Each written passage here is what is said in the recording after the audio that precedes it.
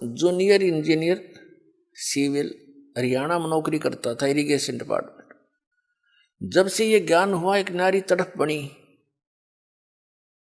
और ये सोचा करता था कि भगवान ये सभी मेरे जैसे दुखी हैं, सभी परमात्मा के लिए भटक रहे हैं। कोई सालासर जाता है, कोई वैष्णो देवी, कोई अमरनाथ के इतनी भयंकर पहाड़ियों पर चढ़ जाता है, वहां मर भी जाते हैं बर्फीले तूफानों से, फिर भी जाते हैं, अगले दूसरे हिचकते नहीं।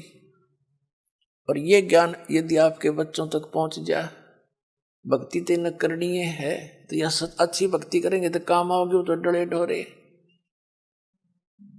और कुछ फिर ये हुआ था कि असंग जन्म हो गया, हमने ये नौकरी करते हैं कि तो बालक पैदा करके न पालते पोसते, राजा भी बन दिए, परमात्मा का विधान बताता है, फिर गधे भी बन गए।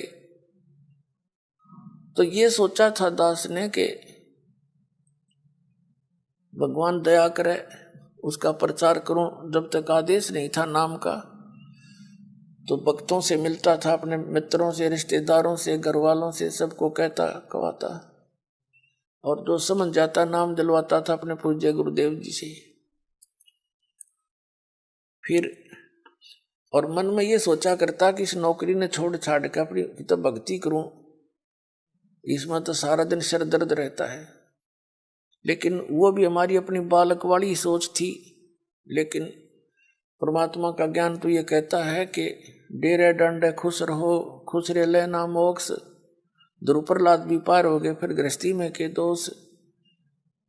तो फिर दिल सा डटे था। फिर गुरुदेव ने आदेश दे दिया एक दिन के नाम दिया कर तू, आज से मेरा आशीर्वाद तेरे साथ होगा, विश्व में तेरे समान संत नहीं होगा। मैं उनके मुंह की तरफ देख रहा था।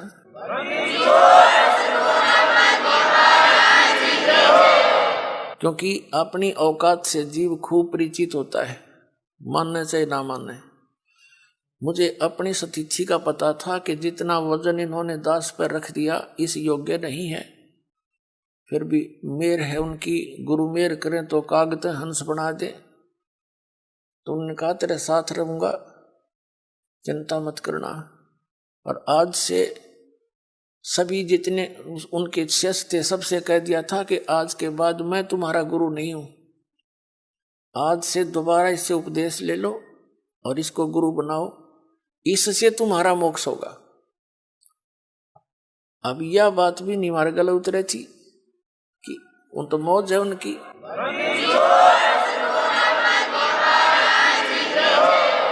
कहने का भाव यह था कि उन्होंने अपना वजन तार दिया। क्यों? उन परमात्मा के हंस थे वो खास, और सुनियोजित तरीके से इस बिचली पीढ़ी तक ये मूल धन लाना था हमने, और वो उनको उनके से द्वारा पार नहीं होने थे, ये पार इस दास के द्वारा होने थे। इसलिए उन्होंने अपना पल्ला झाड़ दिया और अपना वजन कति खत्म कर दिया। मैं तुम्हारा गुरु नहीं हूं, अब ये है वो गुरु जिसकी तुम्हें आवश्यकता है। छुड़ानी के अंदर उन्होंने स्पेशल ब्लॉक सबको सामने कह दिया था। तो बुद्धिमान व्यक्ति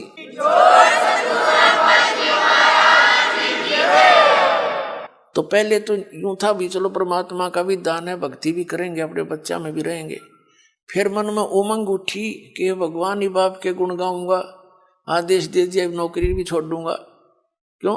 एक का काम होगा, नौकरी भगवान की सच्ची सरकार की कर ले चाहे नकली की कर ले, एक का बनेगी, इतना वजन हो पीछे। तो फिर ये पाठ सत्संग की अधिकता होगी। सन 1995 में दास ने सर्विस त्याग दी और खुशी मनाई थी कि वहाँ चलो असंग जन्म का झंझट था इब निमट गया, अपना भक्ति करूंगा, अच्छे भगत मिल लेंगे, सबसे प्यार तरह करेंगे, ज्ञान सुनाया करूंगा। अब मैंने सोचा था कि अब मैं चैन से रहूंगा। अब इसमें देखा इस जितना झंझट की तरफ आया कोई ना। साची को कबीर साहब कहे हैं, साची को और मारना है, भला करूं और बुरा बतावें। वो नए सिरे तो और संघर्ष शुरू हो गया।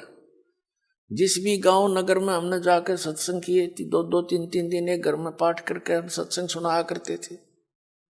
तो उस नगर के जो वो नकली संत 1-1, 2-2, 10-10, 20-20 सब गांव में बैठे हैं। उनको पता चले वो तो ब्रह्मा विष्णु महेश के बारे में ये कहता है, देवताओं की पूजा की भी मना करता है, ऐसा करता है। तो वो गांव गांव में शत्रु पैदा हो गए।